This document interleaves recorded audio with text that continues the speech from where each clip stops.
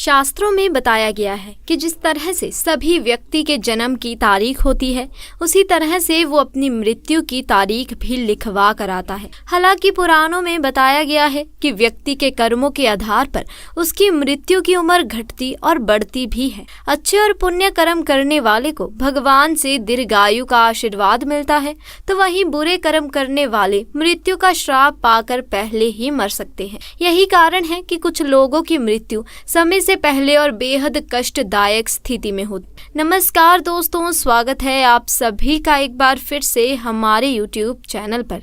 दोस्तों, हम आपको बताएंगे कि वो कौन से 3 प्रकार के भोजन हैं जिन्हें करने मात्र से प्रत्येक मनुष्य की कम आयु में मृत्यु हो जाती है। प्रत्येक मनुष्य को जीवन रहने के लिए आहार की आवश्यकता होती है, परंतु मनुष्य बिना सोचे समझे जो मन में आता है वो खाता चला जाता है। वही आगे जाकर उसके लिए काल बन जाता है। तो आज आपको बताऊंगी कि भोजन करने का सही तरीका कौन सा है, भोजन करने की सही दिशा कौन सी है, हमें भोजन कब करना चाहिए तथा भोजन शुरू करने से पहले क्या बोलना चाहिए, और वो कौन से 3 प्रकार के भोजन हैं जिन्हें करने मात्र से ही मनुष्य की कम आयु में मृत्यु हो जाती है। तो इन प्रश्नों का बखान मैं आपको एक कथा के माध्यम से बताती हूँ। दोस्तों, एक बार की बात है, देव ऋषि नारद जी नारायण नारायण करते हुए बिना किसी कारण ही यमपुरी में पधारते हैं। यमपुरी में पधारने के बाद वो देखते हैं कि यमराज जी कुछ लोगों को स्वर्ग लोक तथा नर्क लोक भेजने में व्यस्त हैं।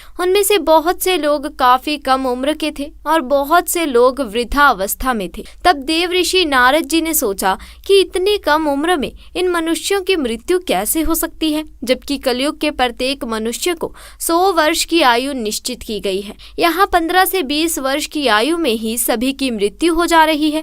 तब देव ऋषि नारद जी के मन में एक प्रश्न उठता है और वो सीधा प्रकट होते हैं जाकर यमराज जी के पास। तभी यमराज जी की नजर देव ऋषि नारद जी पर पड़ती है। तो यमराज जी देव ऋषि नारद जी का आदर सत्कार करते हैं और कहते हैं कि हे नारायण भक्ति नारद जी, आप किस प्रयोजन से यमपुरी में पधारे हैं।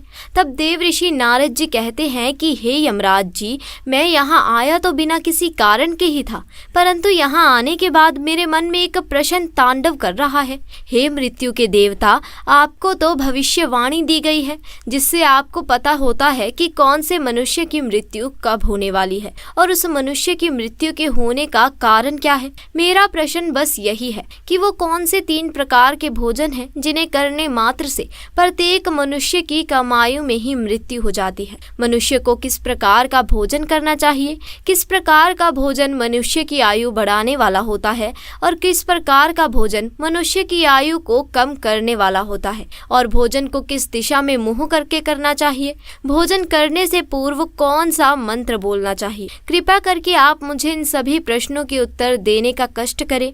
तभी यमराज जी कहते हैं कि हे देव ऋषि नारद जी, आपने आज समस्त मनुष्य जाति को एक बहुत ही महत्वपूर्ण ज्ञान देने के लिए हमसे ये प्रश्न किया है। ये प्रश्न प्रत्येक मनुष्य के लिए उतना ही महत्वपूर्ण है जितना कि जल में रहने वाली मछली के लिए जल। परंतु हे देव ऋषि नारद जी, मैं आपको आपके इस प्रश्न का उत्तर एक अत्यंत महान कथा के माध्यम से दूंगा। अब देव ऋषि नारद जी कहते हैं कि हे यमराज जी, आप उस कथा को कहिए, मैं आपके द्वारा कही गई कथा को पूरा अंत तक अवश्य सुनूंगा। अब यमराज जी कहते हैं कि मनुष्य जिस प्रकार का भोजन करता है उसी के अनुसार उसका भाग्य और उसका अगला जन्म निश्चित होता है। चलो मैं आपको इस कथा के माध्यम से बताता हूँ। ये कथा त्रेता युग में महर्षि विश्वामित्र ने भगवान श्री राम को सुनाई थी, इसीलिए इस कथा का महत्व बहुत अधिक है। इस प्राचीन कथा के माध्यम से आपको आपके सभी प्रश्नों के उत्तर मिल जाएंगे। हे नारद जी, इसीलिए आप इस कथा को ध्यान से पूरा सुने और इस कथा का प्रचार प्रसार भी करना। जो भी मनुष्य इस कथा का स्मरण करेगा उसको उसके समस्त पापों से मुक्ति मिल जाती है। अब यमराज कथा को सुनाना प्रारंभ करते हैं और कहते हैं कि हे देव ऋषि नारद जी, ये बात त्रेता युग की है। बिंदुपुर के समीप एक बहुत बड़ा जंगल था। उस जंगल का आकार लगभग 100 योजन तक का था, परंतु उस जंगल में ना कोई पशु और ना ही कोई पक्षी रहते थे। उस जंगल में केवल वृक्ष और पेड़ पौधों की ही भरमार थी। वो जंगल इतना घना था कि जिसमें मनुष्य तो दूर की बात है, उस जंगल की तरफ कोई पशु भी नहीं जाता था। परंतु उस जंगल के मध्य भाग में लगभग 4 कोस लंबी एक झील थी। उस झील में हंस, बतख तथा अन्य पशु पक्षी रहा करते थे। तब एक बार मुनि विश्वामित्र उस झील के पास से गुजर रहे थे।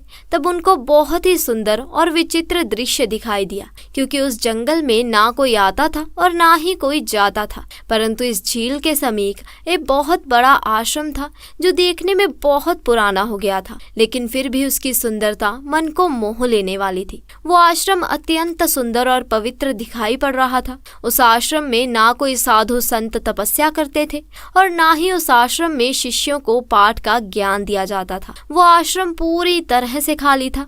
अब विश्वामित्र मुनि ने सोचा कि यहाँ कोई संत महात्मा भी नहीं है, चलो आज हम यहाँ पर विश्राम कर लेते हैं। विश्वामित्र मुनि एक रात के लिए उस आश्रम में ठहर गए और सुबह उठकर वो जब उस झील के पास गए तो उन्होंने रास्ते में एक मुर्दे को देखा। अब विश्वामित्र मुनि सोच में पड़ गए कि इस झील में कोई आता जाता नहीं है, तो ये लाश कहाँ से आई। वो लाश जो पड़ी हुई थी वो शरीर से अत्यंत बलवान और हिष्ट पुष्ट जान पड़ती थी, जिसे देखकर ऐसा प्रतीत होता था कि मानो कि वो किसी तरुण पुरुष की लाश हो। उस लाश को देखकर विश्वामित्र मुनि अपने अंतर मन से कहने लगे कि ये पुरुष कौन है और इसकी मृत्यु कैसे हो गई, तथा ये पुरुष इस जंगल में आखिर कैसे आया होगा।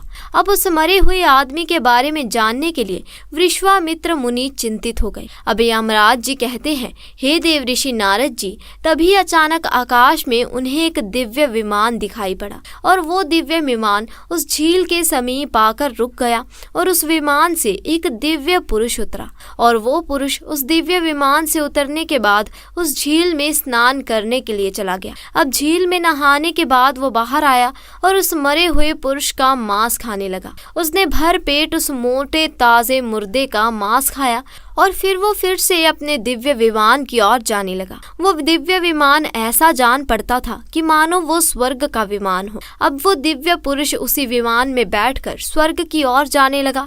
मुनि विश्वामित्र ये सब कुछ खड़े खड़े देख रहे थे। जब विश्वामित्र मुनि ने देखा कि वो पुरुष अब उस दिव्य विमान में बैठकर फिर से स्वर्ग लोक को प्रस्थान करने वाला है, तभी उन्होंने उस पुरुष को आवाज लगाई और कहा कि हे दिव्य पुरुष, तुम कौन हो? तुम तो देवताओं के समान दिखाई पड़ते हो, किंतु तुम्हारा भोजन बहुत ही घृणित है। तुम मुर्दे का मांस क्यों खा रहे हो? ऐसा भोजन भला कोई देवता कैसे कर सकता है? तुम्हारा भोजन तो गंधर्व जैसा है। भला एक स्वर्ग से आया हुआ पुरुष ऐसा भोजन कैसे कर सकता है? ऐसा भोजन तो स्वयं यमराज भी नहीं ग्रहण करते। तो उस दिव्य पुरुष ने विश्वामित्र मुनि की तरफ देखा और उन्हें हाथ जोड़कर प्रणाम किया और कहने लगा, हे विप्र, आपको प्रणाम है। मेरा भोजन पहले ऐसा नहीं था। मैं भी एक आम इंसान था, परंतु मेरी कुछ गलतियों की वजह से ही आज मेरा भोजन ऐसा हो गया। हे विप्र, मैं आपको बताता हूँ कि मैंने अपनी जिंदगी में कौन सी गलती की जिसकी वजह से आज मुझे ये घृणित भोजन करना पड़ रहा है। हे महर्षि, मैं आपको मेरी कहानी सुनाता हूँ। पूर्व काल की बात है। विदर्भ देश में मेरा एक राज्य था जिसमें मेरे महान यशस्वी पिता वासुदेव राज करते थे। इनका नाम तीनों लोकों में प्रसिद्ध था। मेरे पिताजी परम धार्मिक व्यक्ति थे। मेरे पिताजी ने 2 विवाह किए थे, जिससे उनकी 2 पत्नियां थी। उन दोनों पत्नियों से उन्हें एक एक करके 2 पुत्र हुए। मैं और मेरा भाई महायशस्वी परम प्रतापी वीर पुरुष थे। मैं अपने पिता का सबसे बड़ा पुत्र था। मेरे परम यशस्वी पिता ने मेरा नाम देवराज रखा था तथा मेरे छोटे भाई का नाम विजय राज रखा था। हम दोनों भाई अपने नाम और काम दोनों से ही बहुत ही अधिक प्रसिद्ध थे। हमारी जिंदगी बहुत सुख से बीत रही थी। फिर एक दिन अचानक मेरे पिताजी का देहांत हो गया और पिताजी की मृत्यु के बाद मुझे विदर्भ देश का राजा बना दिया गया और मैं वहां सावधानी के साथ राज करने लगा। अब राज करते हुए कई हजार साल बीत गए। फिर एक दिन मुझे आध्यात्मिक शक्ति के बारे में पता चला और मैं वैरागी बन गई और उसी दिन मैंने अपने पूरे राज्य में घोषणा कर दी कि मैंने राजपाट का त्याग करने का निर्णय लिया है और मृत्यु प्रत्यत तपस्या करने का निश्चित करके मैं जंगल में रहने के लिए चला गया। विदर्भ देश का राज्य मैंने अपने छोटे भाई विजय राज को सौंप दिया और उसे राजा बना दिया। उसके बाद फिर मैं यहाँ इस झील के पास आ गया और यहाँ पर आकर मैंने कठोर तपस्या करनी प्रारंभ कर दी और और मैं 88,000 वर्षों तक उस झील के पानी में बैठकर तपस्या करता रहा। मेरी तपस्या को देखते हुए सभी देवता गण मुझसे प्रसन्न हुए और मेरी तपस्या के प्रभाव से मुझे ब्रह्मलोक की प्राप्ति हुई। लेकिन ब्रह्मलोक पहुंचने के बाद भी मुझे भूख और प्यास अधिक सताने लगी, क्योंकि ब्रह्मलोक में किसी को भी ना तो भूख लगती है, ना ही प्यास लगती है, और ना ही वो मनुष्य मर सकता है। वो अजर अमर अविनाशी हो जाता है।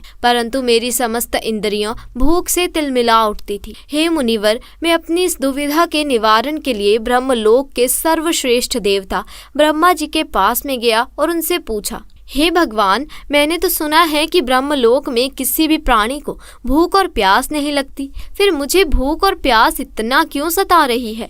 ये भूख मेरा पीछा क्यों नहीं छोड़ रही? कृपया आप मुझे इस बात को बताइए कि मैं वो कौन सी चीज़ का सेवन करूं जिससे मुझे भूख से तृप्ति मिल जाए।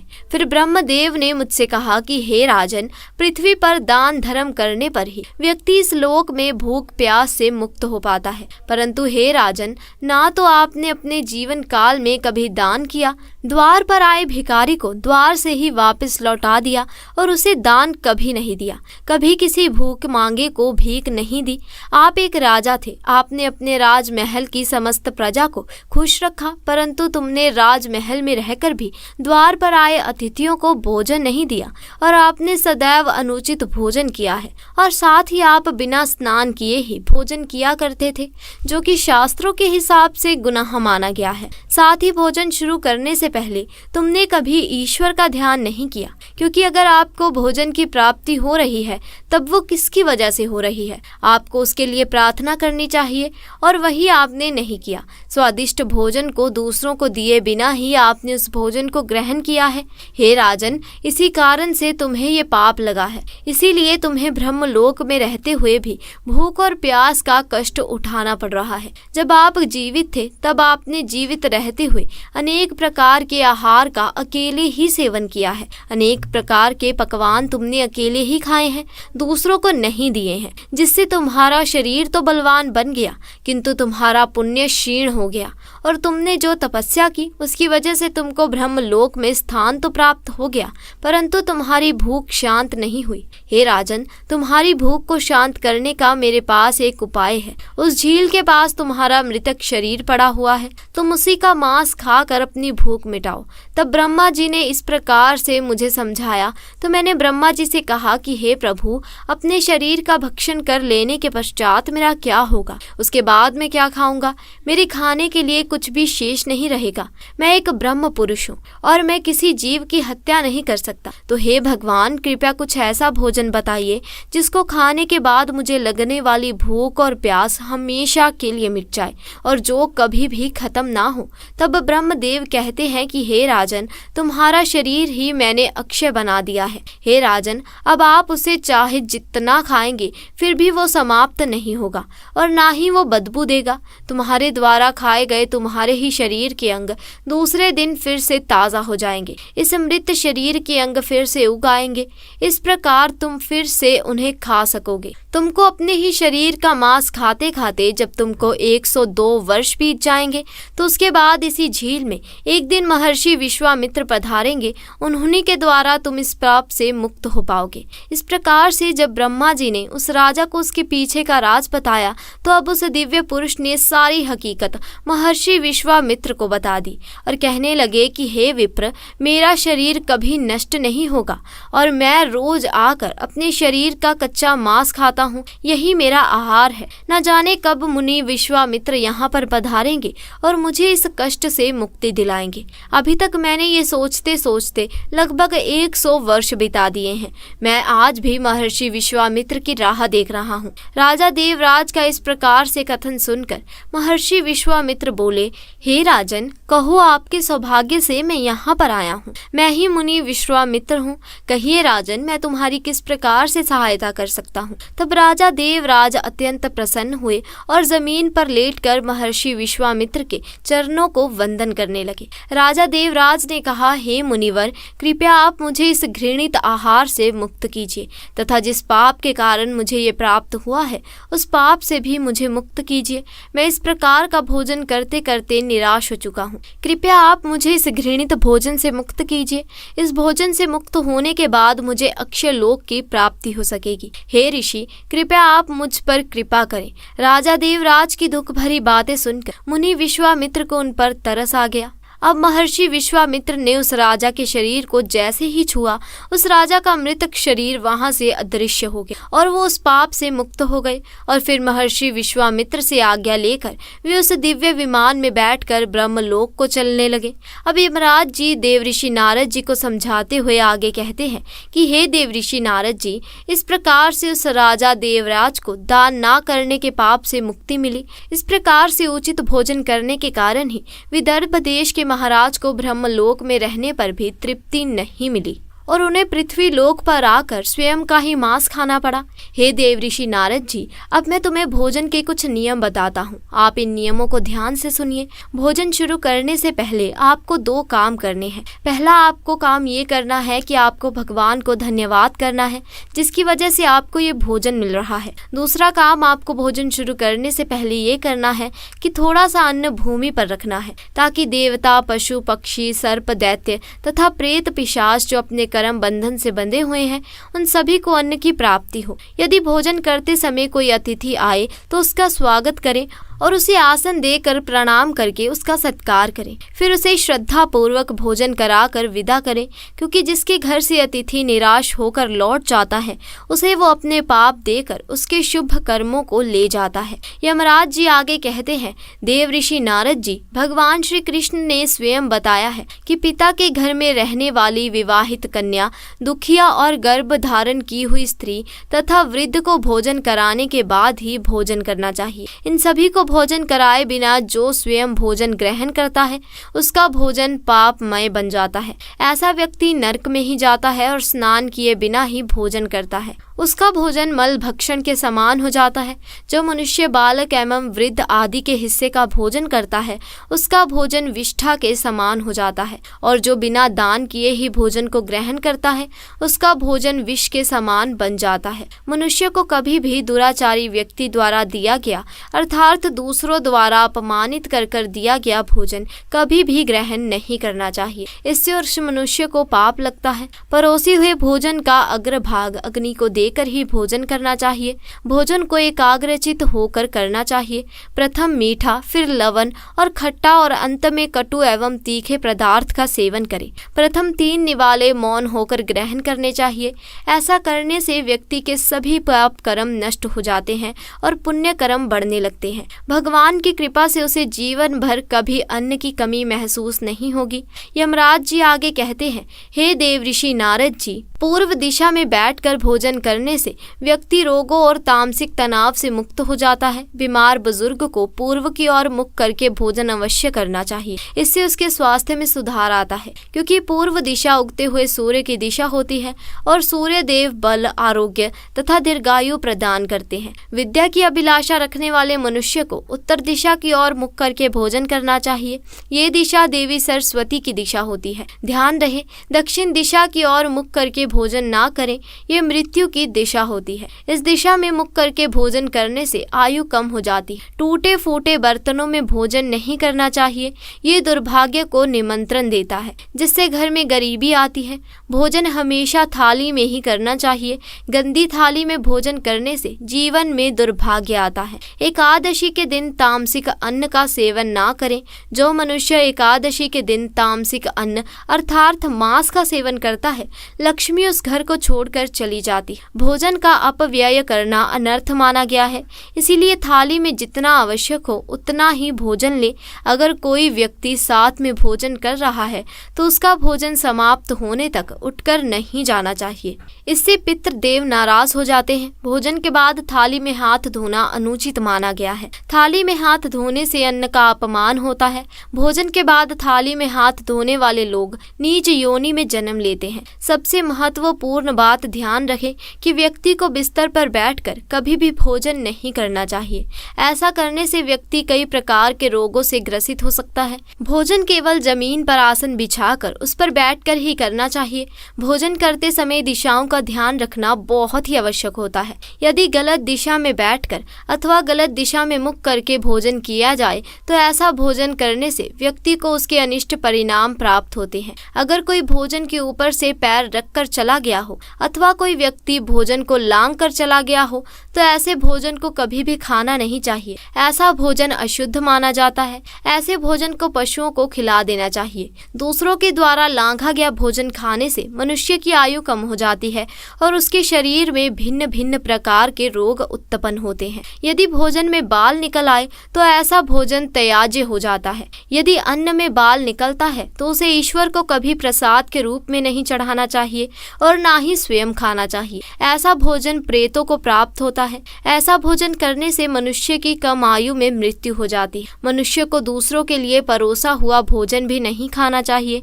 जो मनुष्य दूसरों का भोजन छीन कर खाते हैं अथवा किसी को बिना दिए ही स्वयं उस अन्न का उपभोग करते हैं उससे देवी अन्नपूर्णा रुष्ट हो जाती है। भोजन सभी में बांटकर खाना चाहिए। दूसरों के हिस्से का भोजन करने से मनुष्य के पुण्य कर्म नष्ट हो जाते हैं। पवित्र आसन पर बैठकर अपने पैरों को भूमि पर रखकर पूर्व की ओर मुख करके अन्न को ग्रहण करना ही सर्वोत्तम माना गया है। पूर्वामुख होकर भोजन करने से यश की प्राप्ति होती है और उत्तर की ओर मुख करके भोजन करने से सत्य की प्राप्ति होती है। दोनों हाथ, दोनों पैर तथा मुख को पानी से धोकर ही भोजन करना चाहिए। भोजन के पात्र को भूमि पर कर अन्न ग्रहण करना ही सर्वश्रेष्ठ माना गया है। शास्त्रों में इस प्रकार के भोजन को उपवास के समान बताया गया है। मनुष्य को क्रोध रहित होकर भोजन करना चाहिए। क्रोध की अवस्था में भोजन करने से भोजन का अपमान होता है। यदि चित्त कहीं और हो तब भी भोजन नहीं करना चाहिए और गुस्से से भरे मन से भी भोजन नहीं करना चाहिए। जो जूते पहनकर भोजन करता है इस प्रकार के भोजन को सूरी भोजन कहा गया है। मध्य रात्रि में भोजन करना भी अशुभ माना गया है। यदि पेट खराब हो तब भी भोजन नहीं करना चाहिए। गीले वस्त्र पहनकर भी भोजन नहीं करना चाहिए। दूसरों के लिए परोसा गया भोजन कभी भी नहीं करना चाहिए। सोते हुए, खड़े होकर, टूटे फूटे पात्र में भूमि में रखकर अथवा हाथ पर रखकर भोजन ग्रहण करने से दरिद्रता आती है। भोजन करते समय वेदों का उच्चारण नहीं करना चाहिए। शास्त्रों के अनुसार स्त्री को पति के भोजन करने के बाद ही भोजन करना चाहिए। यदि पति घर से दूर हो तो पति को ध्यान करके भोजन ग्रहण करना चाहिए। इससे पति की आयु लंबी होती है और स्त्री सदा सुहागन रहती है। पति से पहले भोजन करना शास्त्रों में अशुभ माना गया है। इससे पति की आयु कम हो जाती है। इसके साथ ही विष्णु पुराण के अनुसार पति और पत्नी को एक साथ बैठकर भोजन नहीं करना चाहिए। ऐसा करने से दोनों में कलेश और विवाद होता है। अंधकार में अथवा आकाश के नीचे बैठकर भोजन नहीं करना चाहिए। भोजन करते समय सिर पर छत अथवा वृक्ष की छाया होना बहुत आवश्यक होता है। केवल एक वस्त्र पहनकर भी भोजन करना अनुचित होता है अथवा नग्न अवस्था में भोजन ग्रहण करना अशुभ होता है। इससे जीवन में दुर्भाग्य आता है। सवारी पर बैठकर अर्थात किसी वाहन में बैठकर भी भोजन ग्रहण करना अनुचित होता है। साथ ही बिस्तर पर बैठकर भोजन करने से व्यक्ति की आयु कम हो जाती है। हंसते हुए अथवा रोते हुए भोजन करना अनिष्ट का कारक होता है। इससे गले में अन्न फंसकर प्राण जाने का खतरा बना रहता है। दोस्तों, अब यमराज जी कहते हैं कि हे देव ऋषि नारद जी, अब तो आपको आपके प्रश्नों का उत्तर मिल गया होगा कि वो कौन सा भोजन है जिसे मनुष्य को करना चाहिए और वो कौन सा भोजन है जिसे मनुष्य को कदापि नहीं करना चाहिए। तब देव ऋषि नारद जी कहते हैं, हे मृत्यु के देवता यमराज, अब मुझे मेरे प्रश्नों का उत्तर मिल चुका है। अब मैं समझ चुका हूँ कि वो कौन सा भोजन है जिसकी वजह से मनुष्य की कम आयु में मृत्यु हो जाती है। अब मैं आपके द्वारा सुनाई गई कथा को संपूर्ण विष्णु लोक में विख्यात करूंगा। तो चलिए अब बात करते हैं ऐसे कुछ भोजनों के बारे में जिससे मानव अपनी पूर्णायु यानी 100 वर्ष की आयु का भोग नहीं कर पाता। तो चलिए दोस्तों शुरू करते हैं। नंबर 1, अभिमान। व्यक्ति का अभिमान एक ऐसा तलवार है जिससे उसकी उम्र कटती है। अभिमान व्यक्ति खुद को सबसे बड़ा श्रेष्ठ मानकर गुरुजनों, महात्मा और बड़े बुजुर्गों का अनादर करने की भूल करता है। ऐसे लोगों के स्वभाव से भगवान भी रुष्ट हो जाते हैं और उनकी उम्र कम कर देते हैं। अगर आप लंबी आयु जीना चाहते हैं तो अभिमान अभिमान को खत्म करें। नंबर 2, वाणी पर नियंत्रण न करना। ऐसे लोग जो अधिक बोलते हैं वो अपनी वाणी पर नियंत्रण नहीं रख पाते और किसी से कुछ भी कह देते हैं। ऐसे लोग जाने अनजाने में लोगों का दिल भी दुखाते हैं। साथ ही जो लोग अधिक बोलते हैं वो झूठ भी बोलते हैं। इसी कारणों से व्यक्ति की आयु घट जाती है। नंबर 3, त्याग की कमी। हर व्यक्ति में त्याग और समर्पण भाव होना चाहिए। जिससे ये गुण नहीं होते वे कभी पूर्णायु का भोग नहीं कर पाते। इसका प्रत्यक्ष प्रमाण है लंकापति रावण और दुर्योधन। रावण और दुर्योधन में त्याग की कमी थी, इसीलिए इन्हें युद्ध करना पड़ा जिसमें इनकी मृत्यु हुई। नंबर 4, क्रोध। जल्दी मृत्यु का एक कारण क्रोध भी है। क्रोध व्यक्ति उचित अनुचित को भूल जाता है और क्रोध में आकर वो हमेशा कुछ ऐसा कर बैठता है जो उसके अहित का कारण बनता है। भगवान कृष्ण ने कहा है कि व्यक्ति को नरक पहुंचाने का कारण क्रोध है। तो दोस्तों आज के लिए बस इतना ही। आपको हमारी आज की ये जानकारी पसंद आई हो तो वीडियो को लाइक करें, शेयर करें और चैनल को सब्सक्राइब करें। आपका बहुत बहुत धन्यवाद।